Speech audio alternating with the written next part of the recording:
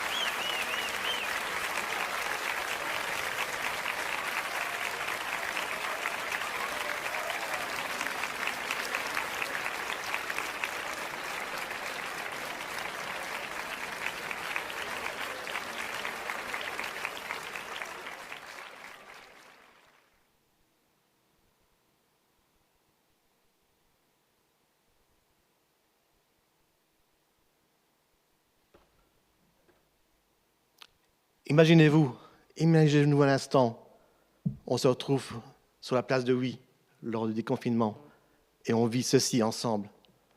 Les musiciens qui commencent à jouer de la musique et puis nous tous, on se met autour des musiciens pour chanter l'amour de Dieu, chanter la joie qu'il nous donne. Mais au fait, dans quel rôle seriez-vous? Seriez-vous un de ces musiciens? Feriez-vous partie du groupe de musiciens? Êtes-vous un choriste?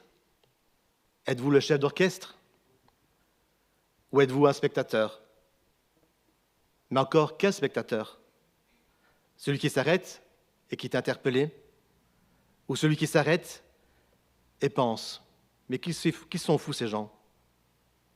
Ou celui qui chante et qui partage cette joie que nous avons et que nous voulons partager avec eux?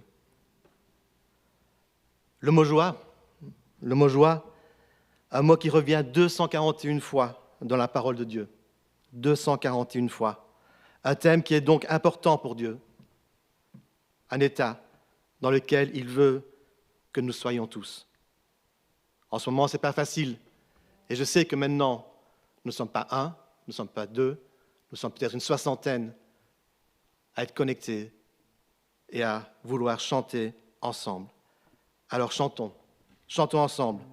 Tout joyeux, bénissons le Seigneur.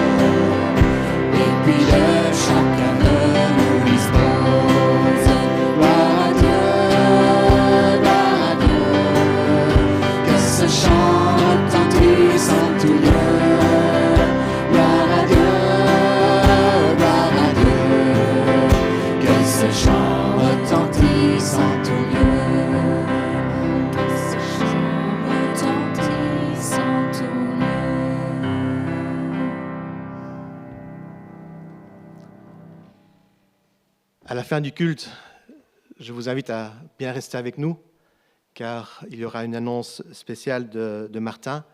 Alors, restez bien avec nous pour la fin du culte, pour écouter ce que Martin aura à nous dire. Dans le psaume 32, verset 11, il est dit ceci. « Réjouissez-vous en l'Éternel et exultez, vous les justes, et poussez des cris de joie, vous tous qui êtes droits de cœur. » Le psaume 33, verset 3, chantez-lui un cantique nouveau. Pincez habilement vos instruments avec un cri de joie. Christ est ma joie.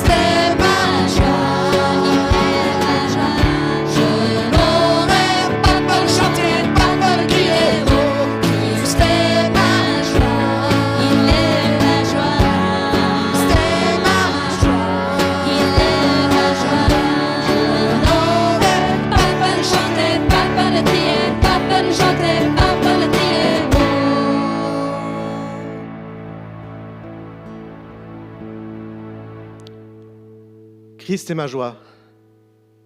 Pas peur de crier, pas peur de chanter. Christ est ma joie. Le psaume 47, verset 2. Battez des mains, vous tous les peuples, poussez des cris de joie vers Dieu avec une voix, pas une voix comme ça, mais une voix de triomphe. Psaume 63, verset 8. Car tu as été mon secours, et je chanterai de joie à l'ombre de tes ailes. Je loue ton nom éternel.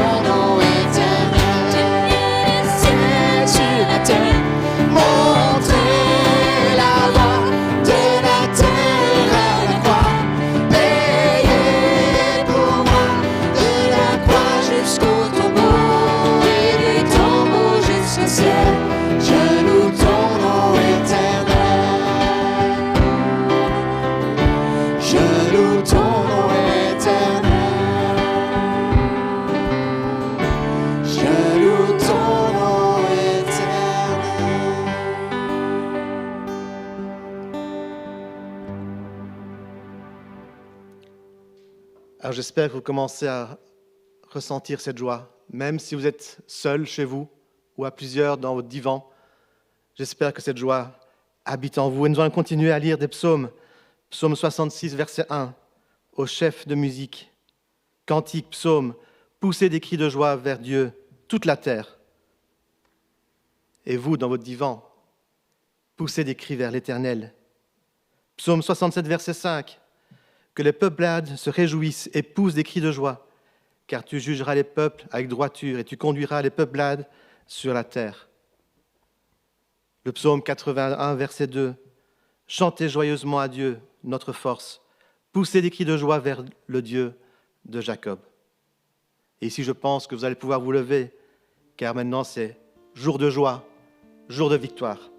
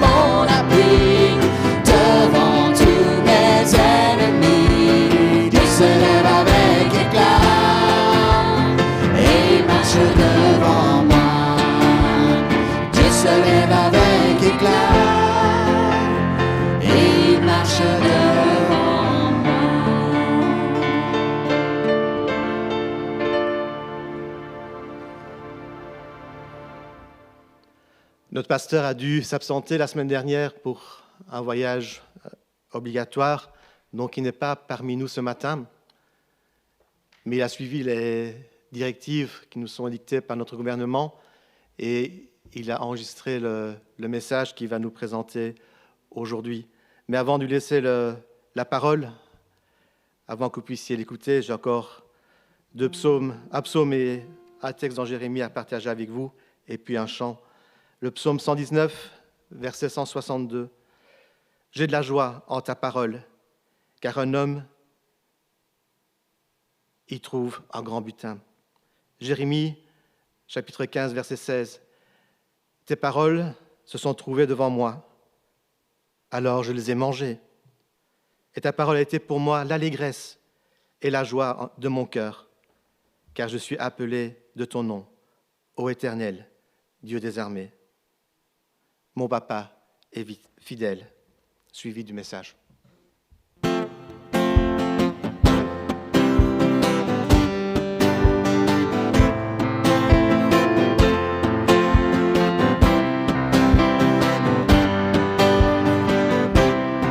Je chanterai de tout cœur les merveilleux de mon papa Yahweh, qui m'a ôté des ténèbres et m'a délivré de tout péché. Je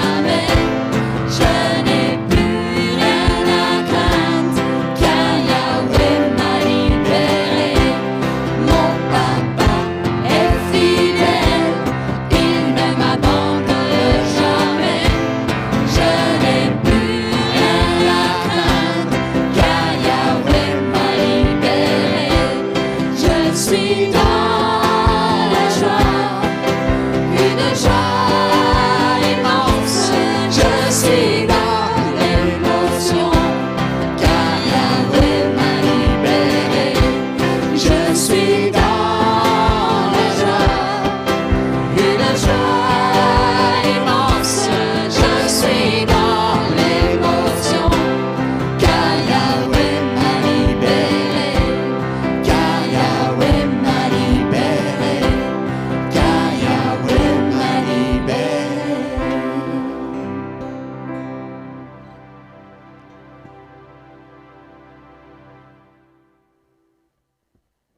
La joie qu'il nous donne. Mais cette joie, elle n'est pas...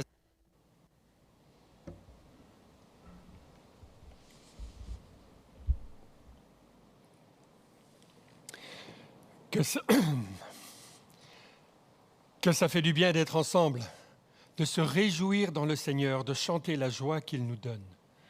Mais cette joie, elle n'est pas éphémère, elle est basée profondément dans la personne de Dieu, ancrée dans sa nature. Nous vivons un certain décalage. Nous regardons nos héros sur le grand écran, à la TV, et ils semblent tellement grands, tellement forts, tellement puissants, inusables. Nous regardons nos vedettes. Elles semblent parfois plus vraies que nature. Elles passent les années, parfois les décennies, restant toujours fortes et puissantes. Plus fortes que la mort. Nous regardons leurs films et ils semblent indestructibles, incassables. Nous voyons Sylvester Stallone, la série des Rocky. Rocky 1, 2, 3, 4, 5, 22, 23, 24. Il semble d'acier trempé, inoxydable au passage des années. Maquillage aidant. Quelle différence quand on regarde ce que l'on voit, ce qui nous est présenté sur l'écran, et puis la réalité est ce qu'elle est devenue. Aujourd'hui, 74 ans, il n'apparaît plus tout à fait aussi inoxydable. Pensez à quelqu'un comme Big, Chris Wallace de son vrai nom. Il était connu sous toute une série de patronymes comme BJ, Big, Biggie Smalls ou Big Papa, où il faisait justice à ses surnoms. C'était un acteur dans le monde du rap, une personne très importante. Il était né à New York et à 17 ans, il s'est retrouvé en prison pour trafic de crack. Quand il est sorti après 9 mois, il a réussi à obtenir un contrat comme rappeur, partageant ses rimes, ses raps, ses rythmes. Et rapidement, il est monté jusqu'au firmament du monde du rap. Il a travaillé avec les plus grands noms. Il était en Californie en train de faire la promotion de son nouvel album quand il est décédé, tué par balle en 1997. Il voyageait, circulait avec son entourage dans une limousine 4x4 JMC. Une image nous est proposée et une réalité s'impose à nous. On regarde d'ailleurs et on voit tant d'autres, parmi ces vedettes plus grandes que la nature, plus grandes que leur image, qui sont décédées très jeunes. Tupac Shakur, 25 ans. Kurt Cobain, 27. Jim Morrison, 27. James Dean, 24 ans. Heath Ledger, le héros du film Brokeback Mountain, 28 ans. Il était prévu pour incarner le nouveau Batman, le nouveau Joker dans le film Batman. Est-ce que chacun d'entre eux s'était positionné face à la vie, face à la mort, face à l'éternité? Avant d'être accostés par la mort, la plupart de ces vedettes n'avaient pas confronté leur humanité, leur mortalité. Mais David, le psalmiste, quant à lui, il a confronté sa position dans l'histoire, dans l'univers, dans son humanité, dans sa mortalité. Il écrit d'ailleurs le psaume 39, où il dit « Je disais, je veillerai sur mes voies de peur de pécher par ma langue. Je mettrai un frein à ma bouche tant que le méchant sera devant moi. Je suis resté muet. Dans le silence, je me suis tu, quoique malheureux. Et ma douleur n'était pas moins vive. Mon cœur brûlait au-dedans de moi. un feu intérieur me consumait, et la parole est venue sur ma langue. Éternel, dis-moi quel est le terme de ma vie, quelle est la mesure de mes jours, que je sache combien je suis fragile. Voici, tu as donné à mes jours la largeur de la main, et ma vie est comme un rien devant toi. Oui, oui, tout homme debout n'est qu'un souffle. Oui, l'homme se promène comme une ombre, il s'agite vainement, il amasse et il ne sait qui recueillera. Maintenant, Seigneur, que puis-je espérer? En toi est mon espérance. Délivre-moi de toutes mes transgressions, ne me rends pas l'opprobre de l'insensé. Je reste muet, je n'ouvre pas la bouche. Car c'est toi qui agis, détourne de moi tes coups, je succombe sous les attaques de ta main. Tu châties l'homme en le punissant de son iniquité. Tu détruis comme la terre, la teigne, ce qu'il a de plus cher. Oui, tout homme est un souffle. Écoute ma prière. Éternel, prête l'oreille à mes cris, ne sois pas insensible à mes larmes, car je suis un étranger chez toi, un habitant comme tous mes pères. Détourne de moi le regard, laisse-moi respirer avant que je m'en aille et que je ne sois plus.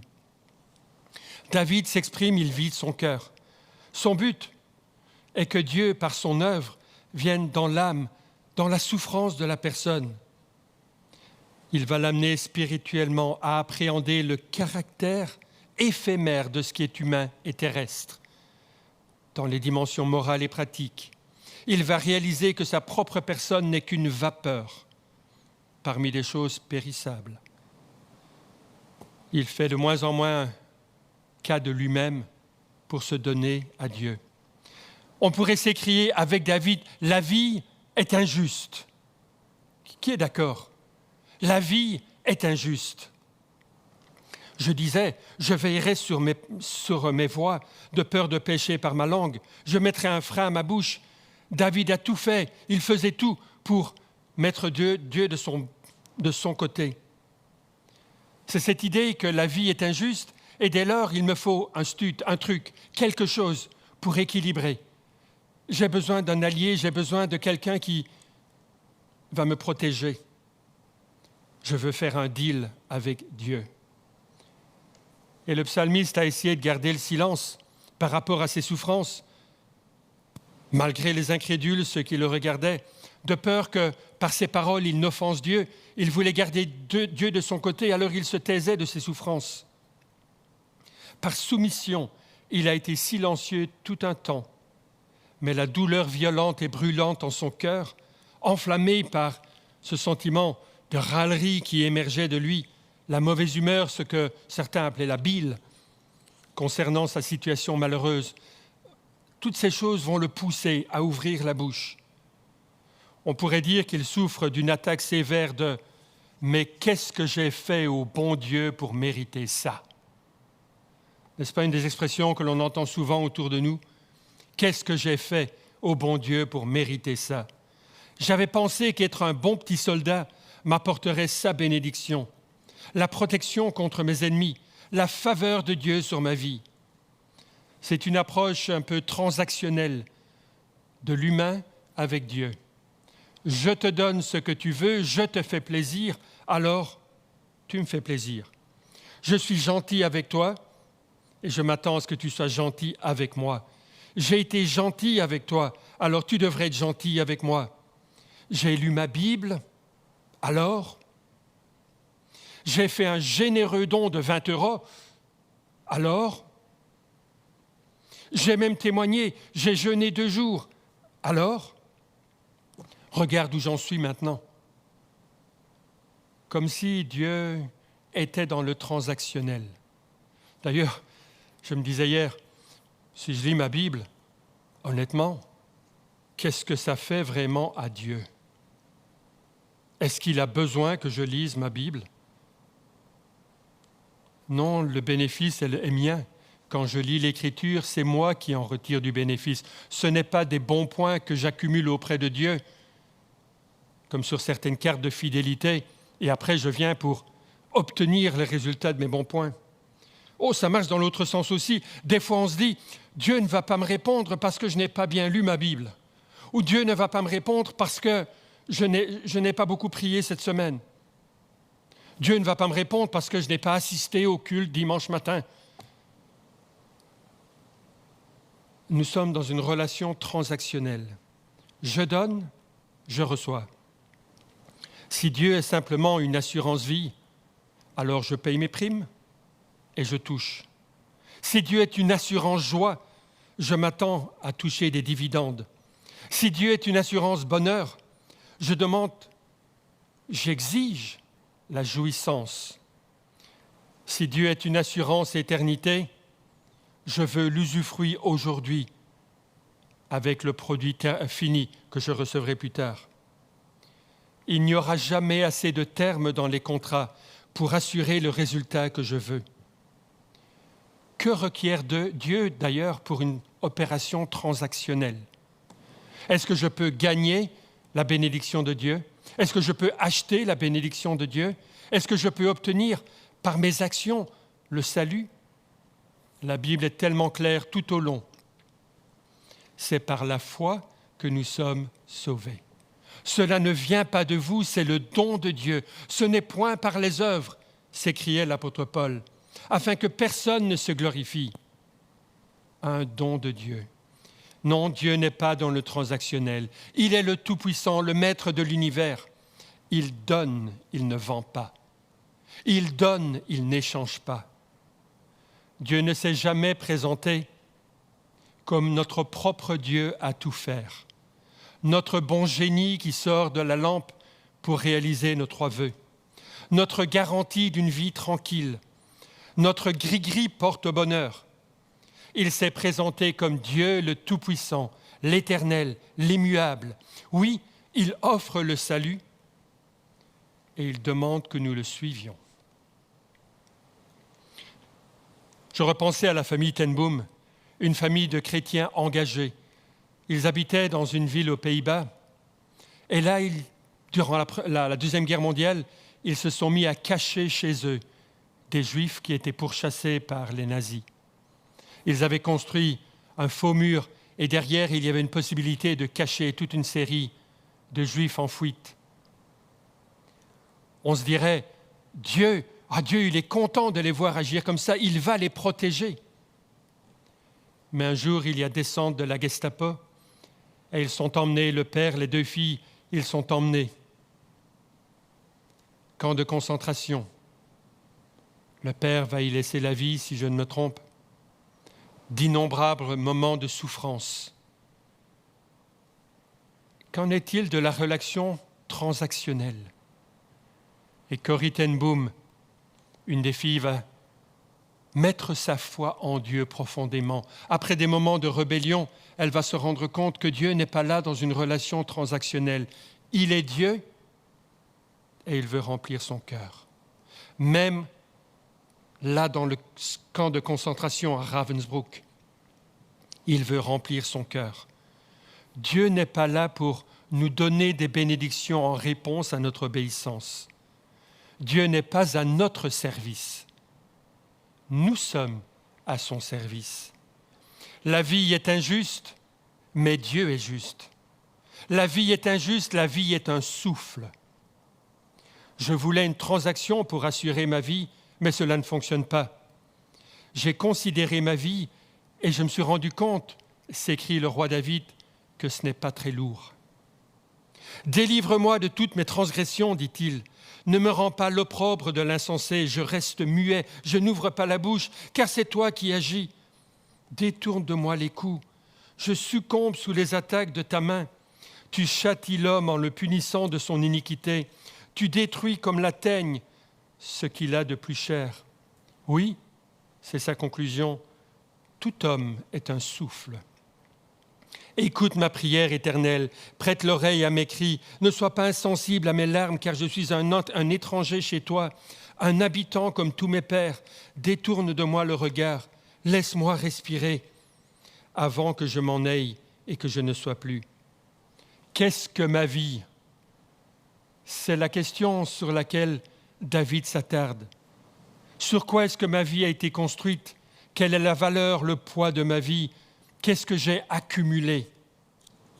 Oh, il y a tant de philosophies. On parle d'hédonisme, une philosophie basée sur la recherche du plaisir. Le plaisir au cœur de ce que l'on recherche. Ce qui me fait plaisir. Mais le roi David dit, tu détruis comme la teigne ce que l'homme a de plus cher. Oui, on peut tout fixer sur un plaisir ou une recherche du plaisir. Mais nous savons tous que le passage des années, les aléas de la vie peuvent tout nous enlever en quelques instants. Vous avez vu cette semaine Tiger Woods, ce grand golfeur? Sa carrière s'est probablement arrêtée dans cet accident de voiture. Michael Schumacher, un accident de ski. Que reste-t-il? Oh, Cristiano Ronaldo, encore un footballeur très puissant, attaquant de la Juventus du Portugal. Cristiano dit qu'il espère continuer à jouer pendant de nombreuses années et que de gagner la Coupe du Monde demeure un de ses rêves. Peu importe l'âge, dit-il, ce qui compte, c'est l'esprit. Un commentateur disait, peu importe si Cristiano Ronaldo est bon, vous ne savez pas ce qui va arriver demain. Et Cristiano d'ajouter, je vis dans le moment, dans le présent. Je veux prendre ce que je peux. L'instant présent est bon, je me sens heureux. Je me sens affûté dans une bonne passe de ma vie. J'espère continuer à jouer pendant de très, très nombreuses années. Mais, ce moment de réflexion, ce moment du philosophe, mais on ne sait jamais. Combien de carrières de footballeurs n'ont pas été stoppées net par une blessure, par une maladie, par des circonstances de la vie, par des mauvaises décisions. Simplement vivre pour le plaisir que l'on peut avoir dans un instant, ce n'est pas considérer la vie dans son ensemble, c'est juste considérer les émotions d'un moment, d'un court moment. Oh, certains s'écrient « Je ne veux pas rater ma jeunesse ». Oui? Es-tu prêt à rater le reste de ta vie pour des erreurs de ta jeunesse, pour ne pas rater la jeunesse? Es-tu prêt à handicaper le reste de ton existence et ton éternité? Vivre à la lumière d'aujourd'hui, simplement, ne penser qu'au moment présent, vouloir écumer de la vie tout ce que l'on peut dans une recherche effrénée de plaisir. Oh, on peut être tenté par l'épicurisme, une recherche plus intense du plaisir encore, une recherche de petits plaisirs que l'on accumule pour en arriver à une vie tranquille, sans douleur, sans crainte. N'est-ce pas le fils de l'auteur de ce psaume 39 qui disait « Quel avantage revient-il à l'homme de toute la peine qu'il se donne sous le soleil ?» D'ailleurs, si vous voulez, vous pouvez lire tout le chapitre 2 du livre L'Ecclésiaste. Et il va démontrer combien cette recherche du plaisir s'avère vaine. Où on peut tout centrer sur les biens, ça s'appelle le matérialisme. David écrivait « Il amasse et il ne sait qui recueillera. Maintenant, Seigneur, que puis-je espérer? J'étais avec un ami dernièrement en Grèce et il me montrait des maisons inachevées. Elle me dit « Ah, celle-ci, elle a été commencée à un moment où tout allait bien par un homme assez riche. Ses affaires ont mal tourné et tout à coup, il n'y a plus là qu'une carcasse. Oh, cette autre, elle a été commencée par un homme et puis il est décédé. Oh, c'était une maison qui allait être superbe, avec piscine, avec des terrasses, avec un toit plat extraordinaire, avec une vue à perdre le souffle. Mais un instant, amassé et futile, illusoire. Et c'est pour ça que le roi David disait « Il n'y a rien à espérer de tous ces biens ». On peut être tenté par le nihilisme. Oui, l'homme se promène comme une ombre, il s'agite vainement. Que puis-je espérer? La vie, finalement, elle est vide, elle n'a pas de sens. On glisse vers le néant. En fait, ce que David va nous proposer, c'est un choix. C'est Dieu ou c'est le néant? David se rend compte qu'il n'a pas le contrôle. Et il est tenté un instant par le fatalisme. Je suis resté muet dans le silence. Je me suis tu, quoique malheureux, et ma douleur n'était pas moins vive. La vie est fragile, la vie est un souffle. La vie n'est qu'un souffle. D'ailleurs, vous le remarquerez dans ce court psaume, 2 fois, cette phrase revient. La vie n'est qu'un souffle, la vie est un souffle. Que pèse ma vie? Sur quoi est-ce que moi j'ai construit ma vie? Oh, quand je m'arrête, je réfléchis, ma vie pèse très lourd, parce que Jésus-Christ s'est donné pour sauver ma vie. Humainement, ma vie ne pèse pas lourd, mais aux yeux de Dieu, elle pèse très lourd. Le prix, le poids de la vie du Fils de Dieu, Jésus-Christ. La vie est injuste. La vie n'est qu'un souffle. La vie est à confier à Dieu. Plus même que de la confier, c'est l'abandonner à Dieu, laisser tout entre ses mains. Faire confiance à Dieu, c'est reconnaître notre faiblesse, notre humanité, notre mortalité. La vie est éphémère, transitoire. Chapitre 5. Éternel, dis-moi quel est le terme de ma vie, quelle est la mesure de mes jours, que je sache combien je suis fragile. La vie est éphémère par rapport à l'éternité. Voici, tu as donné à mes jours la largeur de la main, et ma vie est comme un rien devant toi. Oui, tout homme debout n'est qu'un souffle. C'est un petit peu cette image. Vous voyez quand les enfants sont en train d'envoyer des bulles de savon dans l'air, et puis alors il y en a un autre qui court et qui les pète les unes après les autres. La vie, c'est comme une bulle de savon, tellement fragile, tellement éphémère. L'humain n'est que peu de choses dans l'univers. Regardez un ciel étoilé. Sous d'autres latitudes, on a parfois de ces ciels qui sont extraordinaires. Certaines nuits, où tout est clair, on voit des milliers, des millions d'étoiles. Et nous, sur notre terre, nous ne sommes qu'un tout petit point insignifiant. Une nuit claire, le point le plus éloigné, visible à l'œil nu, est la galaxie d'Andromède. Si je pouvais voyager à la vitesse de la lumière, il me faudrait 2,12 millions d'années pour y arriver. 2,12 millions d'années. Si peu. Nous sommes si peu de choses. La vie est éphémère par rapport à la mort. L'homme se promène comme une ombre. Nous ne pouvons échapper à la mort, alors ne vivons pas comme si nous le pouvions. Il n'y a pas tellement longtemps, je regardais ce film, La machine à voyager dans le temps. Et le héros va retourner en arrière pour sauver sa fiancée de la balle d'un voleur. Mais uniquement pour qu'elle se fasse écraser par un chariot. Et il se rend compte qu'on ne sait pas changer la destinée, que la destinée, quoi que l'on fasse, quelles que soient nos interventions, va se poursuivre. Certains diront, tu sais moi, je suis jeune et je n'ai pas peur de la mort. Je veux vivre ma vie, ma jeunesse. C'était un petit peu l'idée de cet homme d'affaires. Son pasteur, un Écossais, se tracassait de lui parce qu'il n'avait aucune pensée pour l'éternité. Il vivait simplement pour ses affaires, pour aujourd'hui. Il était jeune, en bonne santé. Et chaque fois que le pasteur lui parlait de son âme, du salut en Jésus-Christ, il disait « Oh, j'ai le temps, j'ai le temps ».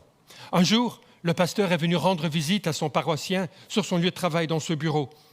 Et il est entré à brûle-pourpoint dans le bureau de cet homme d'affaires. Il l'a surpris, l'homme a sursauté. Le pasteur lui a dit « Vous ne m'attendiez pas, n'est-ce pas ?»« Non, en effet. » Et le pasteur a dit « Et si j'avais été la mort ?» Puis il a tourné les talons et il s'en est allé. La question a tellement hanté cet homme d'affaires qu'il a mis sa foi en Jésus-Christ. Et toi, sais-tu quand tu seras visité par la mort? Sais-tu quand tout à coup le fil de ta vie va s'arrêter? Il faut accepter que la vie est transitoire, éphémère, et vivre à la lumière de cela. As-tu fait la paix avec Dieu? Es-tu prêt?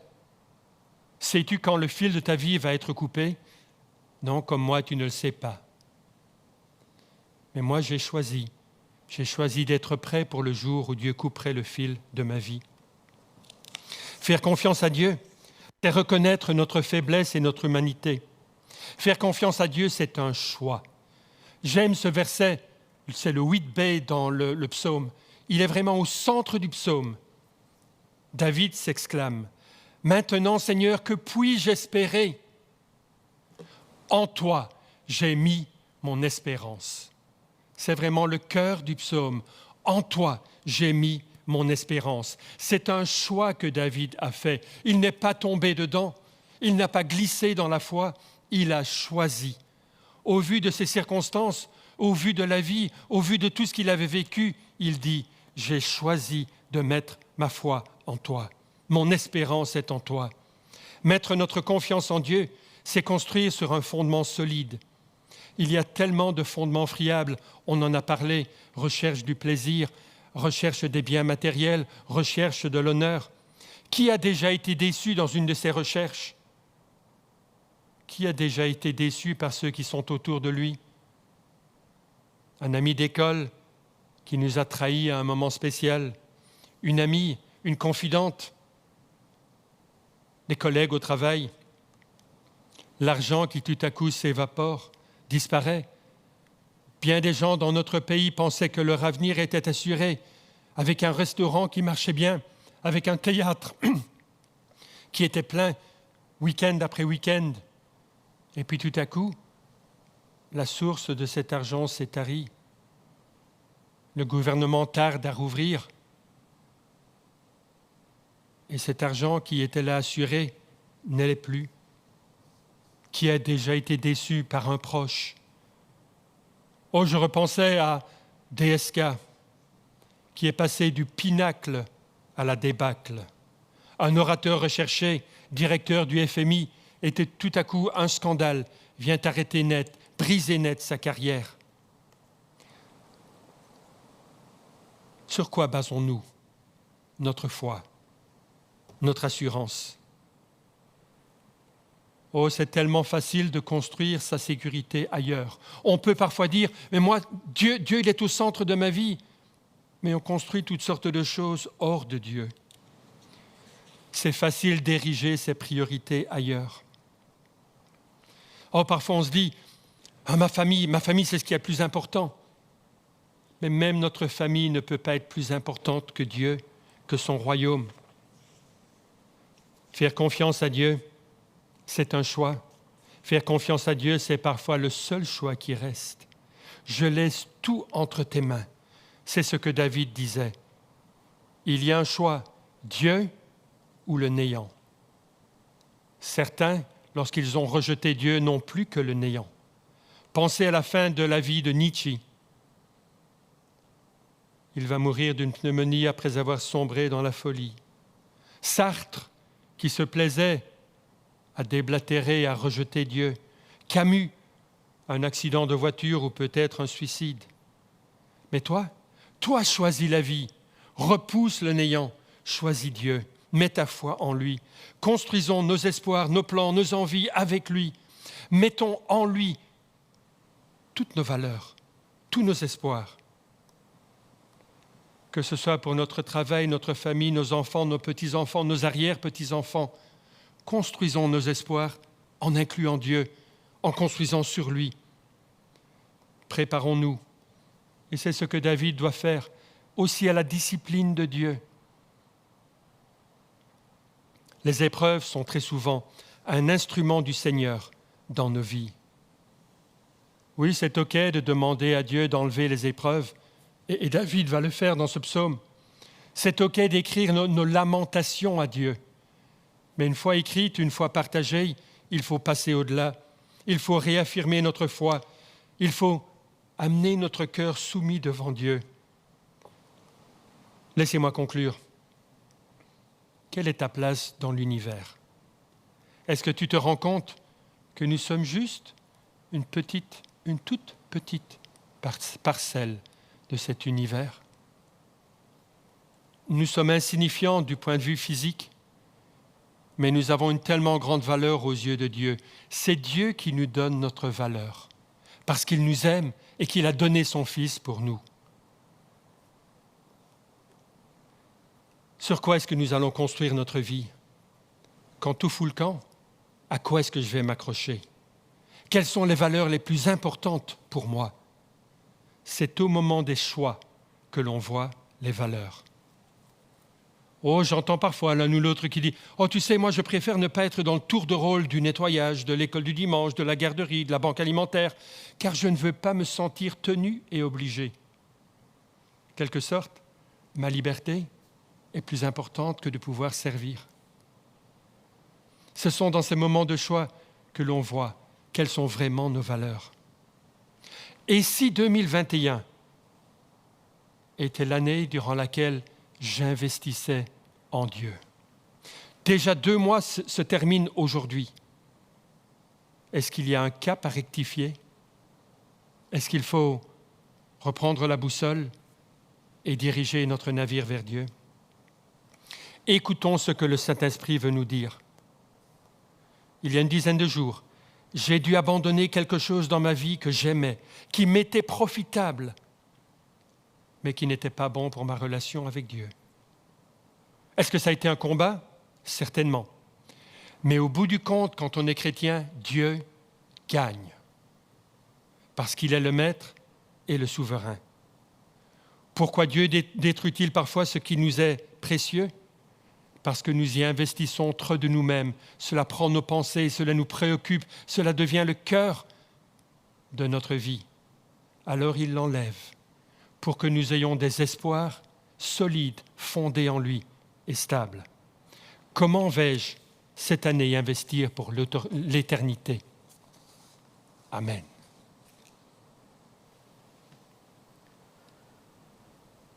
Mon espérance est en toi. Où as-tu mis ton espérance? N'essaie pas de faire une transaction avec Dieu.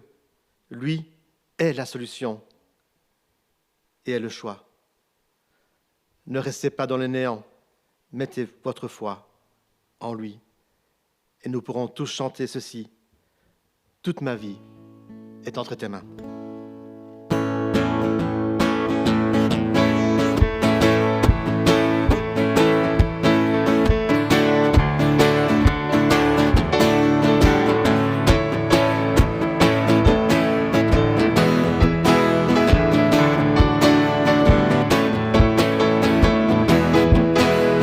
Toute ma vie est entre tes mains.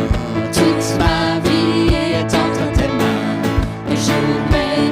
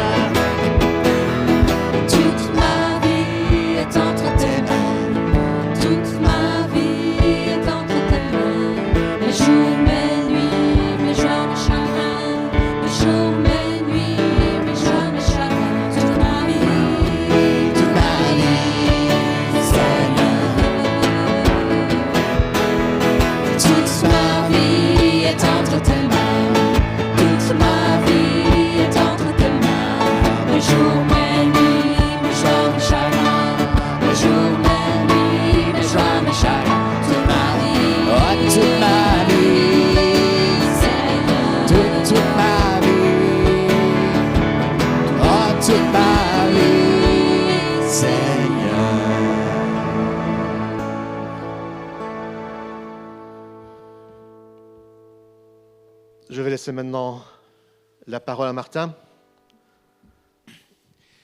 Le moment est venu pour moi de communiquer un grand changement qui va avoir lieu dans ma vie et dans la vie de ma famille. J'ai posé ma candidature pour servir en tant que pasteur dans notre église sœur à Liège Centre. Quand j'ai appris que le pasteur Egbert prenait sa retraite, j'ai réfléchi, j'ai consulté, j'ai pas mal prié. Et au mois de novembre, je l'ai approché pour poser ma candidature. Et la réaction a été qu'en fait, il pensait justement à moi pour être son successeur potentiel. Si je l'annonce aujourd'hui, c'est parce que cet après-midi, il y a une étape importante dans le processus. Je vais me présenter à l'Assemblée générale, aux membres, pour qu'ils puissent me poser des questions, pour qu'ils puissent apprendre à me connaître. Et dans les semaines qui viennent, il va y avoir un vote. Comme on fait ici, ils ont une église, cette église fonctionne de la même manière que nous. Ce sera suite à un vote qu'on pourra confirmer mon transfert ou pas. D'ici là, tout va continuer plus ou moins comme maintenant. Si le vote est positif, je prendrai mes nouvelles fonctions au mois de septembre. Ce que je fais aujourd'hui, ça va être très court. Ce n'est pas un discours d'adieu. On n'en est pas encore au remerciement. Ça va venir, c'est promis. Mais en attendant, je vous demande de prier pour moi, pour ce vote qui va avoir lieu, et surtout pour tout ce que nous allons devoir nous adapter en tant que famille, tous les changements qui vont venir, et de prier pour mon ministère là-bas. Que le Seigneur puisse le rendre fructueux et que son nom soit glorifié. Merci et à bientôt. Eh bien, on va prier. On va prier pour cette étape dans le ministère de Martin. Prions. Seigneur, nous te remercions pour ton serviteur, pour ce couple de serviteurs que tu as mis sur notre chemin. Merci pour le temps qu'ils ont pu passer parmi nous, toutes ces années où Martin a pu se former à l'Institut biblique, a pu mettre en pratique toutes ces choses dans ton église ici à Oui, a pu développer ses qualités, ses dons. Merci aussi pour Anne, pour son don musical qu'elle a porté depuis tant d'années chez nous. Et Seigneur, nous te demandons de conduire cette réunion cet après-midi lors de l'AG de notre Église sœur de Liège, que toute chose puisse se passer dans le calme, dans la réflexion, dans l'amour, dans la fraternité, et que dans les jours, les semaines qui viennent, que ta main puisse conduire toutes choses qui seront à décider pour l'avenir de Martin et de Anne et des enfants. Seigneur, nous savons que c'est une grande étape, un grand changement, mais Seigneur, si c'est ta volonté que cela se fasse de cette manière, Seigneur, que ta volonté soit faite. Seigneur, nous te demandons vraiment de conduire toutes choses dans le nom de ton Fils Jésus. Amen. J'aimerais ajouter, si vous avez l'une ou l'autre question concernant ce choix, cette décision, cette nouvelle route pour Anne et Martin, n'hésitez pas soit à le contacter, à contacter Daniel ou moi-même ou l'un des anciens, et nous serons heureux de pouvoir partager et répondre à vos questions. Mais pour l'instant, terminons dans la joie, terminons par le chant. Les arbres des champs battront des mains.